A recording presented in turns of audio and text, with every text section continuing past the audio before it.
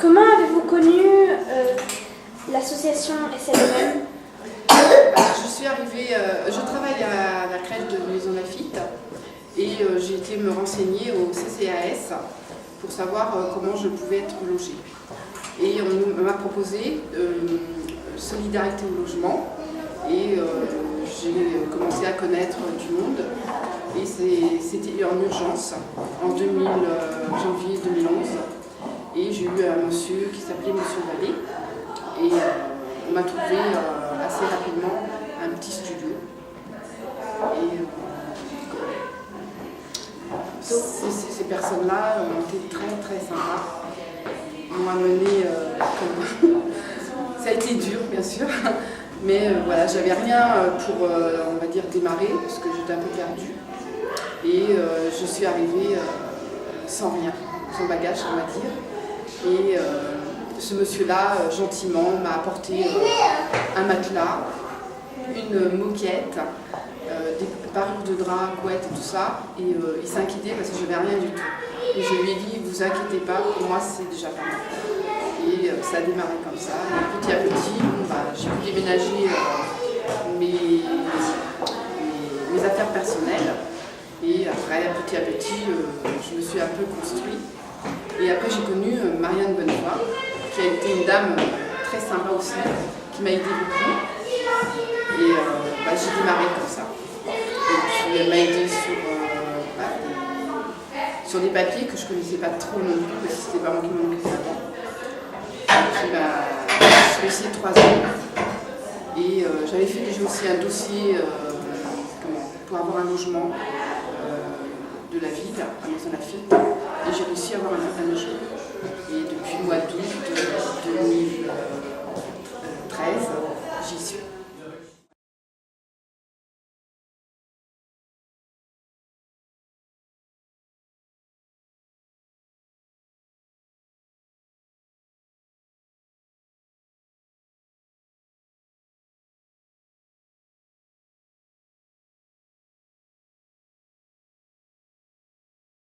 Quel est votre rôle dans l'association? J'ai fait toute la peinture dans 2-3 appartements différents autour de Maison Lafitte et Lille. Je m'occupe d'accompagnement des familles. Je m'occupe de l'équipe qui fait la peinture. Moi, je suis accompagnante. Je suis manœuvre. Je suis le président de Solidarité Logement Maison Ménil.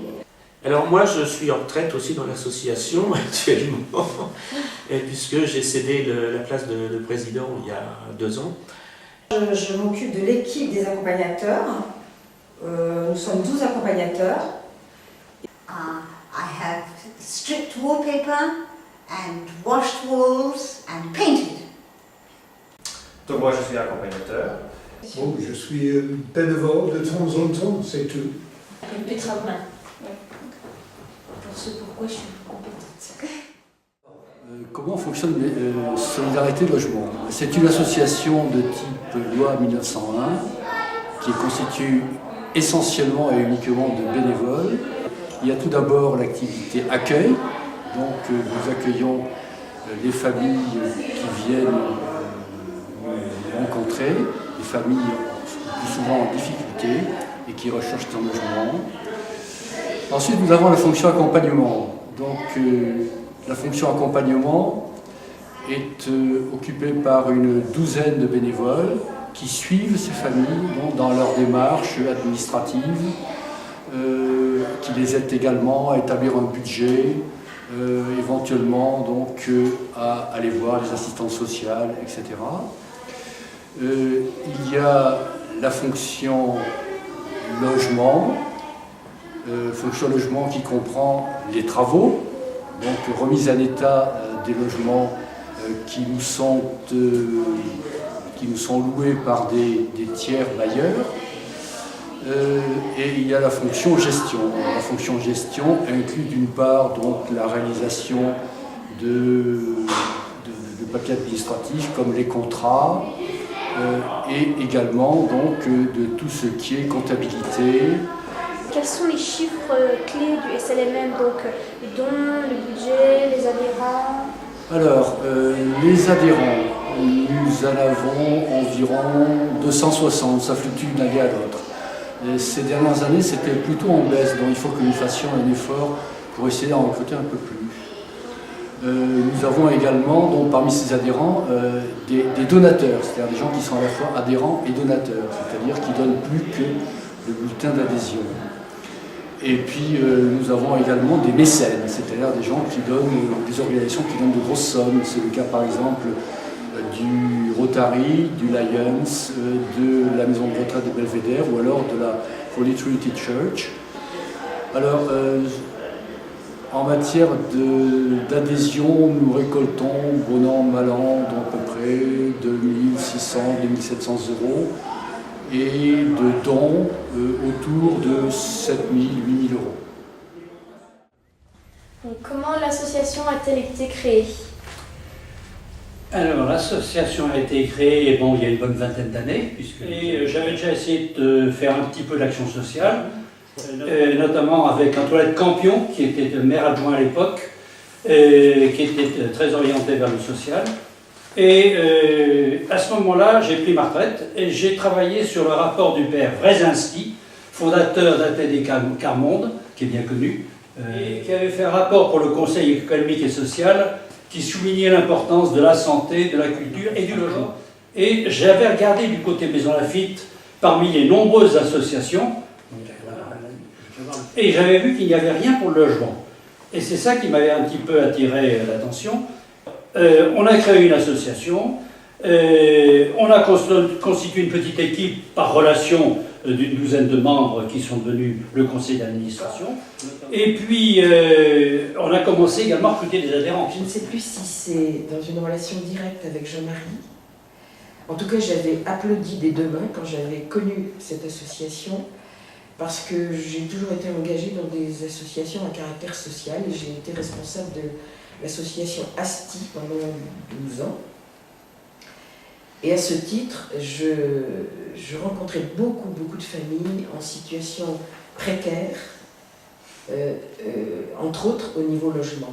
Et ce qui me faisait dire au maire, qui est toujours le maire aujourd'hui, j'ai parfois honte d'être française quand je vois le logement dégradé dans lequel certaines familles que je connais bien, de l'ASTI, c'est-à-dire Association de solidarité aux travailleurs immigrés, logent. Véritablement elle répond à un besoin, ça j'en suis absolument convaincu. Ça reste le rapport du père Wrezinski est toujours aussi d'actualité. On parle régulièrement avec l'abbé Pierre et les groupes d'abbé Pierre de cette notion vitale, mais au niveau national, et je terminerai malheureusement par une note pessimiste, c'est lamentable. Au niveau national, c'est lamentable.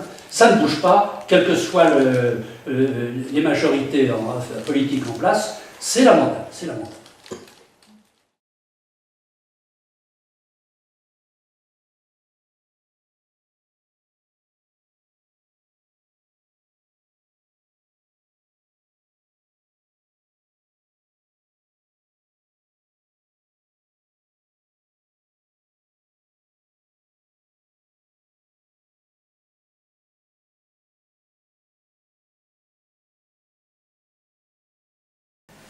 Qui sont les personnes qui se présentent à la permanence?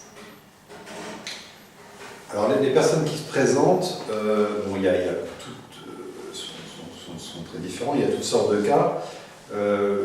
Très souvent, nous voyons venir des jeunes femmes qui ont un enfant, une femme célibataire ou très souvent qui ont rompu avec leur compagnon et qui ont de grosses difficultés, qui ont besoin de prendre de la distance, quelquefois aussi vis-à-vis de leur famille.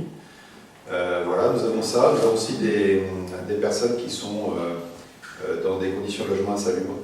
Il y a deux locataires, je pense à deux locataires qui sont vraiment seuls au monde, qui n'ont ni parents, ni enfants, ni neveux, qui sont seuls au monde, qui approchent de la soixantaine, dont un qui ne sait pas lire et écrire. Donc voilà, si l'association n'est pas là pour s'occuper de lui, il n'a personne. Moi, j'accompagne une jeune femme d'une trentaine d'années qui a un petit garçon et qui vit seule. Elle est d'origine camerounaise. Voilà, j'ai commencé cette année seulement à entrer dans l'association. Et donc, je débute et j'apprends beaucoup de choses. D'une part de l'association et puis aussi par elle, finalement. Je trouve que c'est une personne très sympathique. J'ai eu la chance de tomber sur une femme que j'aime bien, où le contact s'est bien établi. Elle est gaie, elle est positive. Des gens qui ont été un peu blessés par la vie. Soit suite au fait, moi j'ai suivi une jeune fille qui a été un petit peu mise à la porte de chez elle par rapport à un choix de vie où les parents n'étaient pas forcément d'accord. Donc voilà, elle s'est retrouvée avec un enfant, un mari pas accepté par la famille, et donc du coup pas très bien. Et là, en fait, accompagner, c'est justement prendre pas la main, redonner confiance en fait. Parce que effectivement, la vie de temps en temps n'est pas toujours tendre. Pas du tout le même. Ce sont des cabossés de la vie, souvent ces gens-là, des gens qui ont des parcours très difficiles, des femmes battues, des alcooliques, donc c'est, voilà. On est vraiment là pour reprendre, redonner de l'autonomie. C'est-à-dire qu'après, moi je vois, c'est des personnes qui se sont laissées dépasser. C'est-à-dire qu'effectivement, on ne paye pas, et puis après on continue à être happé par notre société de consommation, hop, on refait un crédit, et puis les personnes qui donnent le crédit ne vérifient pas, et pof, on achète une télé alors que... Enfin bon, voilà. Donc du coup, il y a eu un engrenage dû un peu à notre société. C'est dû... La deuxième personne que j'accompagnais avait des dettes énormes, et bon, après, il y a eu effectivement un jugement et une annulation de ces dettes, mais pour en arriver là, qu'est-ce qui s'est passé? Alors, l'association m'a permis d'avoir un logement avec mon fils de 7 ans. Et ça m'a permis aussi d'avoir une stabilité, parce que quand on n'a pas de logement, nous sommes instables.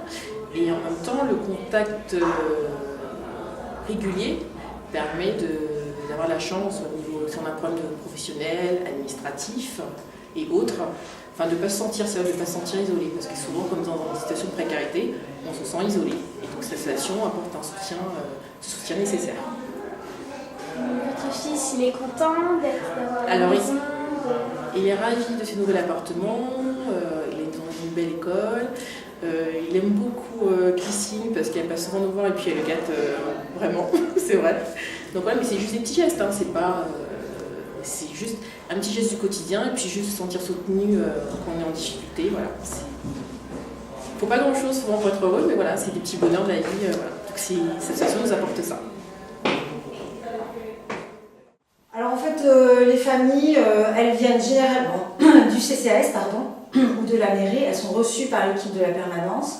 Après, nous récupérons les dossiers et nous faisons un espèce de tri entre guillemets. En fait, c'est d'abord l'urgence. Par exemple, récemment, nous avons logé une jeune femme qui était dans sa voiture, qui dormait dans sa voiture, qui a dormi 6 mois dans sa voiture. Donc d'abord l'urgence, ensuite quand même la solvabilité, parce qu'il faut qu'il y a un loyer à payer quand même s'il y a la PL, il y a un loyer à payer, et la réinsertion passe par le paiement du loyer. Et même si les personnes ne peuvent pas tout de suite, elles peuvent donner, je sais pas, 10 €, 20 € petit à petit, mais ça passe par le paiement du loyer, quel qu'il soit. Voilà. Nous, on est une association passerelle, c'est-à-dire que les personnes qui sont là sont dans un logement normalement pour un laps de temps déterminé, 1 an, renouvelable une fois, un temps pour reprendre de l'air, refaire sa respiration d'humain. La difficulté, effectivement, aussi, c'est quand on a une personne devant nous qui est vraiment en grande difficulté, mais je dirais même en urgence, d'avoir où se poser, eh bien c'est qu'on n'a pas, disons, directement quelque chose à lui offrir tout de suite. Qu'est-ce que ça veut dire accompagnement? Alors pour moi, l'accompagnement, c'est être le lien par rapport à l'association entre la personne qu'on accompagne et les responsables de l'association. Et par rapport à la personne que j'accompagne, c'est l'entourer d'une part affectivement, l'aider et lui apporter des informations. Je trouve accompagner, c'est un mot assez fort. Ça veut quand même, si je vois bien, dire quelque chose à partager son pain avec. Donc c'est très fort. Donc moi je parlais plutôt d'appui. On donne un appui, une aide au quotidien à une personne en difficulté. à partir du moment où on connaît ses problèmes. C'est finalement enrichissant pour les deux personnes, à la fois pour celui qui accompagne et celui qui est accompagné. Et quelles sont les relations que vous avez avec ces familles? Alors le rôle d'un accompagnateur que moi j'ai découvert pour la première fois grâce à Habitat Humanisme, Habitat Humanisme a une volonté non pas de loger pour loger, mais loger en accompagnement, en accompagnant les familles. Parce que vu leurs difficultés, il faut les aider à devenir autonomes. On appelle ça un accompagnement de proximité, c'est-à-dire établir avec les familles une relation de confiance, suffisamment de confiance pour que, au cœur de leurs problèmes, elles arrivent à finalement nous en parler. L'équipe d'accompagnement, nous nous réunissons en fait une fois par mois à peu près, les accompagnateurs, pour justement partager nos interrogations, nos émotions. Et je pense que c'est assez utile. Ça n'existait pas au début, ça en fait. Ça manquait parce qu'on était seuls en tant qu'accompagnateur. Et je trouve que maintenant, le fait que l'équipe se retrouve une fois par mois, c'est une entraide pour nous aussi, c'est partager nos expériences et c'est pas mal. Oui, tout à fait. Et quels sont les écueils à éviter quand on accompagne?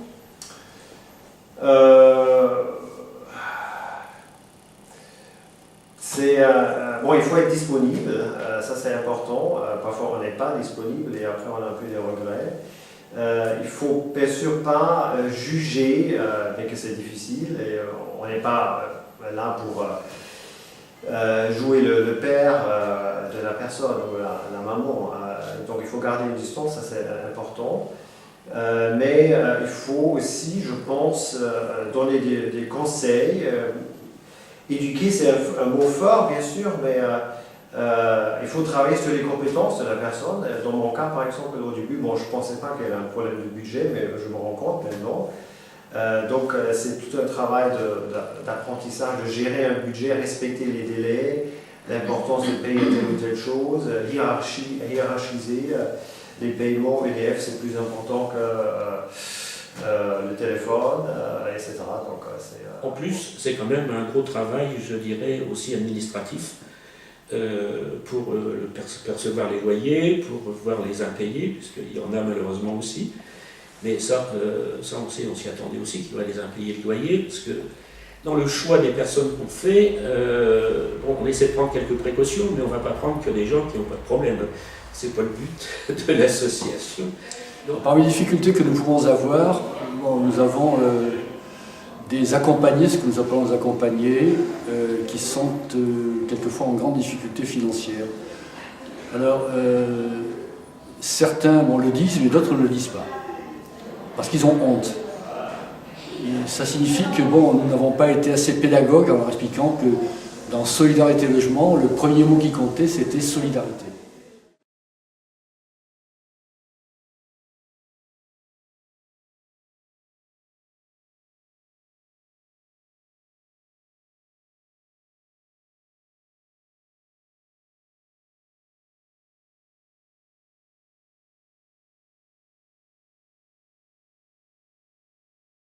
Donc j'ai pris rapidement dans l'association en fait le projet dont a parlé Jean-Marie, du 1 rue du Gros-Murger.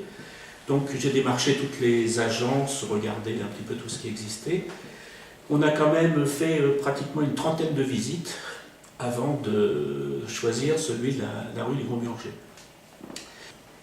Et puis les prix ont continué à évoluer, donc on a dit on va s'orienter vers deux objectifs. La réhabilitation de logements vacants actuels sur Maison Lafitte ou la location sous-location. Donc alors, sur les logements vacants, effectivement, on en a trouvé un certain nombre, on en avait trouvé beaucoup, et on a fait des projets de réhabilitation qui, à chaque fois, ont échoué. Alors, il y en a au moins 4 ou 5 que j'ai en tête, dont d'ailleurs un très gros qui était rue de Lorraine, le dernier, et à chaque fois ça a échoué. Pas tellement parce qu'on n'était pas suivi par la ville, mais surtout qu'on n'était pas suivi par les propriétaires. Donc généralement c'était des opérations qui avaient été suite à des héritages et qui étaient en indivision. Et dans l'indivision, il y en avait toujours un qui décidait de ne pas suivre. Et puis on s'est penché vers la location sous location. Donc en 2000, je ne sais plus combien, 2007, 2006, 2007. Donc le premier qu'on avait fait, c'était en 2001, qu'on avait fait, Jean-Marie. Rue du Grand-Murger, c'était 2001, donc on n'a rien fait, enfin si on avait travaillé, mais on n'a pas abouti avant 2006-2007. 2006-2007, on a eu un deuxième logement en location-sous-location, qui était un logement avenue Masséna, qui nous a été loué par l'évêché. C'est le presbytère de Notre-Dame-de-la-Croix. Alors, à la suite de cela, on a eu effectivement l'opération de la rue du Fossé. Donc, la ville avait une vieille bâtisse au coin de la rue du Fossé, là au loin, de la rue du Fossé, et qui était complètement abandonnée, qui était squattée, qui avait été murée complètement d'ailleurs pour éviter les squats. Et la mairie s'est approchée de nous en demandant si on était d'accord pour faire une opération de réhabilitation de cette maison. On a décidé d'y aller et de faire la réhabilitation sous forme d'un bail à réhabilitation de 15 ans. Donc ça permet, c'est-à-dire que pendant 15 ans, la mairie nous cède gratuitement la maison, mais on doit trouver les financements pour faire toute la réhabilitation de cette maison. Alors l'opération était intéressante à la fois pour la mairie, parce que la mairie n'était pas capable, par ses statuts, d'obtenir les mêmes subventions qu'une association. Donc ça intéressait effectivement tout le monde.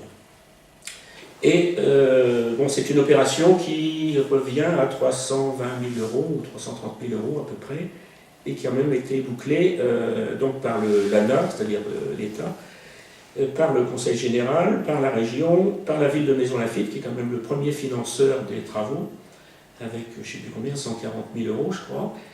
Et ensuite on a eu des dons, alors dons par la Fondation Abbé Pierre et dons par le Rotary, plus des dons effectivement par nos adhérents, puisqu'on avait fait bien sûr un peu de pub à ce moment-là, et ça avait aussi très très bien répondu à ce niveau-là. Donc pour continuer, alors ensuite, donc on était en 2008, donc on a mis les premiers occupants, puisqu'il y a eu 4 logements, en 2009, en septembre 2009. Et puis ensuite, jusque maintenant, on est parti dans de la location, sous-location, et à raison d'un, 2 ou 3 logements par an, ce qui fait qu'aujourd'hui on est à 17 logements. Quelles sont les activités de travaux que vous réalisez? Un peu tout. Il y a eu des appartements qu'il a fallu refaire presque en entier, du sol jusqu'au plafond, et puis d'autres où il n'y avait que les peintures et quelques petits détails de restauration. Mais quand il y a, je dirais, le plancher à refaire, surtout s'il est dans une salle de bain penchée, en pente, alors ça c'est évident qu'il faut vraiment retaper, je dirais, une partie de la maison. Mais là, c'était... Alors il y a aussi, en équipe, je ne suis pas tout seul, hein, il y a une équipe, nous sommes 3 personnes d'une manière permanente, pour les petites restaurations courtes ou bien pour les entretiens. Et puis il y a aussi l'équipe d'anglicans qui sont vraiment une aide importante pour la bonne raison qu'eux viennent en groupe. Alors, quelles sont les activités de travaux que vous réalisez? Essentiellement pour moi peinture, parce que c'est là que je suis compétente. Mais après, on fait aussi du nettoyage, de la rénovation plus globale, électricité, et tout ce qu'il y a à faire en fait pour rénover un appartement. Donc vous touchez un peu à tout en fait. Oui. En fait, on entre en action quand il y a un déménagement de locataire qui a besoin de remettre l'appartement en état avant l'entrée du suivant, et aussi quand les locataires nous appellent, quand il y a un problème, une fuite, en fait ils font appel à l'association et on essaye d'être disponible pour répondre le plus vite possible à leurs demandes. D'être responsable d'un bâtiment, qu'est-ce que ça veut dire en fait? Théoriquement je suis responsable, mais si vous voulez, ma façon de concevoir les choses, c'est de laisser les gens quand même s'organiser un peu. Donc je jette un coup d'œil de temps en temps pour voir si c'est correct, et les problèmes ne sont pas toujours faciles à traiter car il s'agit de personnes, donc on ne peut pas être trop directif. Comment vous organisez-vous pour vos interventions? L'idée, c'est de trouver des équipes et de s'assurer que le travail des équipes est facile à réaliser pour les volontaires. Les gens sont toujours très occupés, donc le principe qu'on a retenu, c'est de bloquer des après-midi, des matinées, et de demander aux gens de venir simplement. Tout ce que vous avez à faire, c'est venir, et des abyssales, on fournit tout le reste. Je trouve que c'est quelque chose de très pratique, qui fait du bien, et c'est très local, et c'est facile de s'engager. Ça ne prend pas un temps démesuré, mais c'est assez ponctuel, mais on voit que ça fait des effets. L'association m'a beaucoup aidée pour m'en sortir dans la vie. Donc j'ai une petite fille de 6 ans. Elle avait 1 an à l'époque. Ils m'ont beaucoup aidée à bien la former et je l'ai mise à la crèche. Donc. Là, elle est à UCP, mais grâce à eux, j'ai encore mon boulot. Et, j'ai failli me perdre au début parce que j'étais pas trop stable, j'étais pas bien. Monsieur Flamand et Madame Flamand m'ont beaucoup aidé pour rester stable. Donc Madame Flamand, c'est mon accompagnatrice. Et là, c'est Monsieur Arnaud, le directeur de l'association, le nouveau directeur de l'association, le nouveau responsable de l'association.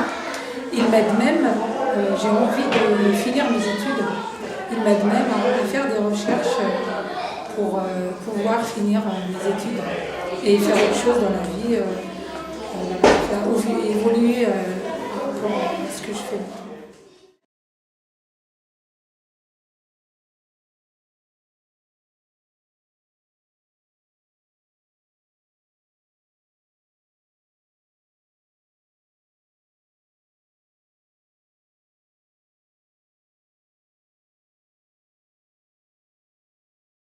Combien de temps y consacrer? Très variable, c'est selon les chantiers. Ça peut être une demi-heure pour un dépannage, ça peut être plusieurs jours pour restaurer un appartement. De temps, c'est selon.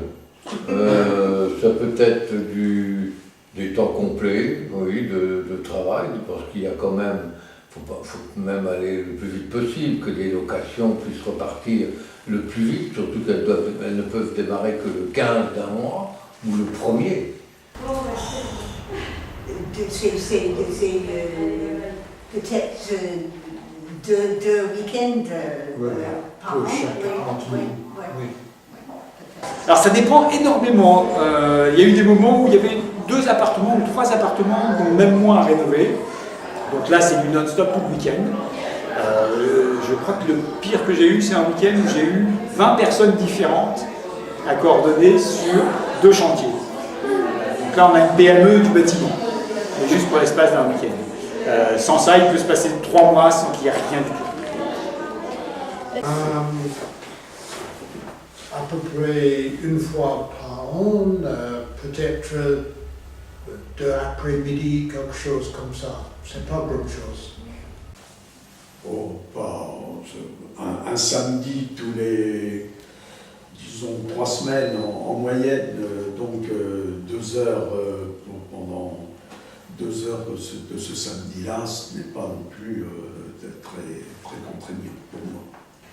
C'est assez irrégulier, j'y consacre, je pense à peu près tous les 15 jours, soit un contact, soit un contact, que ce soit par mail, par SMS ou une visite. Bon, ça dépend, ça peut être 2 fois dans la semaine s'il y a des nouvelles à attendre. Après, il peut y avoir un petit peu plus de délai. On s'adapte selon les circonstances et les événements qui se passent dans la famille. Alors le temps, en fait, c'est très variable suivant la famille que nous suivons. Il y a des familles qui demandent beaucoup.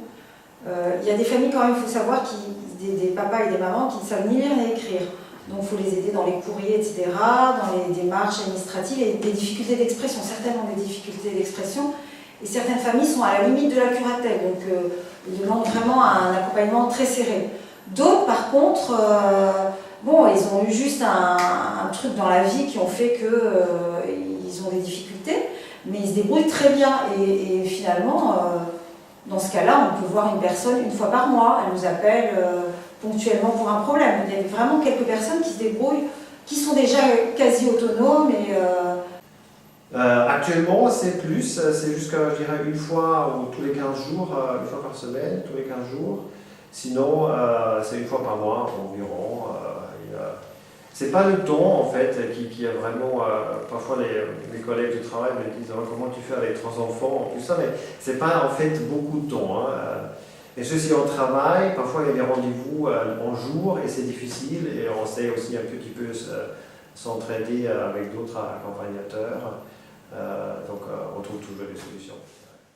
Et ce qu'on désire, c'est que les améliorations se concrétisent. Et en tout cas, je suis très heureux de voir que l'association a repris 2-3 souffles grâce à Jacques, grâce à toi.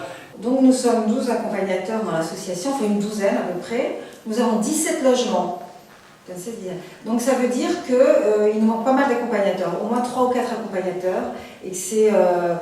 En fait, donc il y a normalement un accompagnateur par famille pour pouvoir être efficace, disponible, etc. Mais voilà, il manque du monde et on aimerait bien que des gens viennent nous aider quoi, pour étoffer l'équipe. Voilà. En tout cas, si des personnes voulaient rejoindre l'équipe accompagnement, c'est une équipe vraiment sympa. Non, vraiment, ensemble, on est quand même assez soudés, je trouve. Les gens sont assidus finalement, voilà, et on a des super bons moments. On a des événements aussi, grâce entre autres à l'église anglicane. On organise une fête de Noël pour nos locataires, et c'est toujours très sympa. Il y a les enfants des locataires qui sont là, mais il y a aussi des gens de l'accompagnement qui sont là, et c'est un super bon moment. La chasse aux œufs de Pâques qui a eu lieu dimanche dernier, super sympa aussi, avec les locataires et les accompagnateurs, et probablement un repas en juin avec les locataires. Et on manque de plus jeunes qui pourraient se consacrer pendant leur temps libre. Alors Estelle va prendre un travail en ville et va être moins disponible. Et je trouve un peu dommage, souhaitable qu'on ait des jeunes, et je répète, je suis en admiration devant les anglicans, c'est comme ça qu'on vous appelle, des anglicans, qui ont des grosses situations et qui te consacrent leur week-end pour venir faire des travaux. Bravo. On dit on va y arriver. Hein quelle est votre plus belle expérience? Ce sont mes 2 acolytes, Bernard et Christian. J'ai rencontré des gens super. L'expérience de pouvoir reloger des personnes qui étaient en grande difficulté et qui logeaient pour certaines dans leur voiture.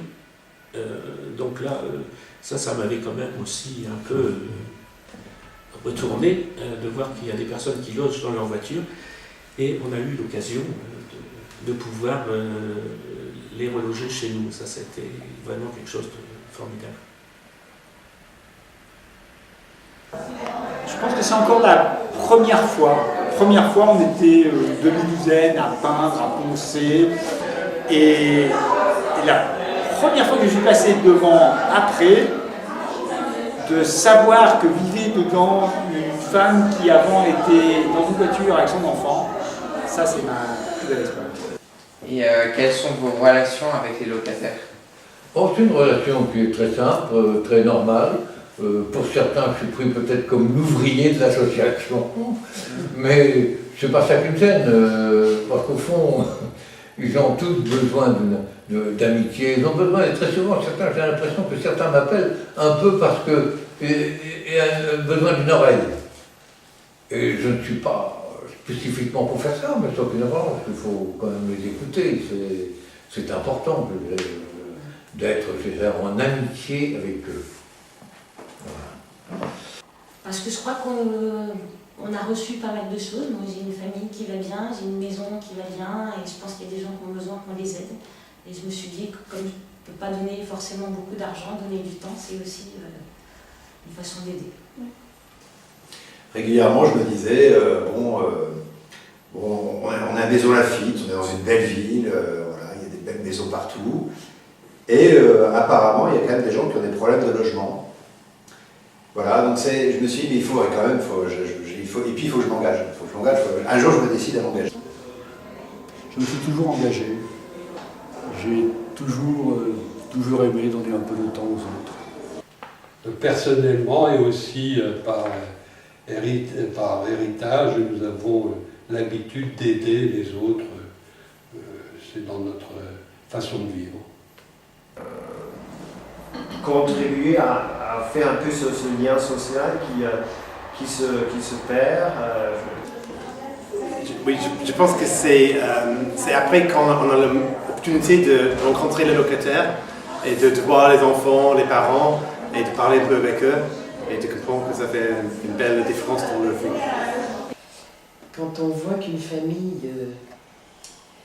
se retrouve confiance en elle-même déjà, en ses compétences, mais voilà, quand ils sont relogés, c'est un cadeau, quoi. Pour elle et pour eux. On se dit peut-être qu'on y a apporté notre pierre. Voilà. The first flat which we decorated, prepared, it was sunny, it was pleasant, we talked, somebody brought coffee and biscuits, we had a good time. But then we asked if the Solidarity Logement would tell us who was going to live in that flat. And they said there is a mother with 2 children who are sleeping in a car in Maison-Lapide. And I thought, this is serious, it's important, it's necessary in Maison-Lapide.